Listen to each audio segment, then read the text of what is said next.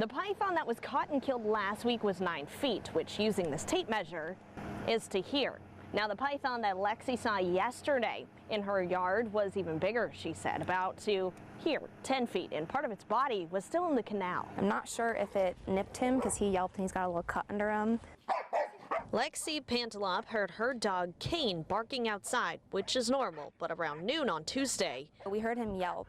she immediately went to her backyard where she saw her dog and a massive snake about to go head to head. He was face to face like this through the fence. Who knows what would have happened if she got there a few minutes later. This snake wasn't like anything she'd seen before. That I've seen the little water moccasins. I mean, he was standing a good right here, and the end of his body was still in the grasses. You couldn't see where he ended. Wildlife experts tell her this snake is an invasive Burmese python. It's really scary, honestly. I'm ready to put my house up for sale and go.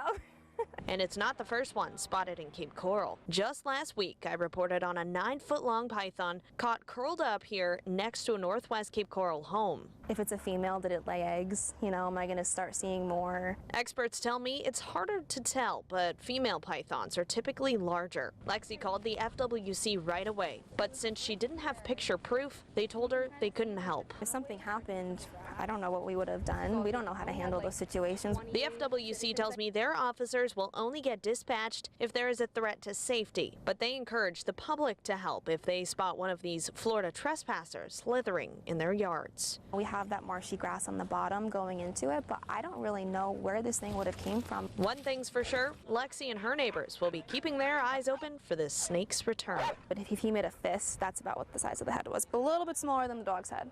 Lexi tells me her and her neighbors have been searching through this marsh looking for this python. She wants this sighting to serve as a warning. You never know what could be lurking or slithering through your backyards. I'm reporting in Southwest Cape Coral, Alexia Chiropoulos, NBC2.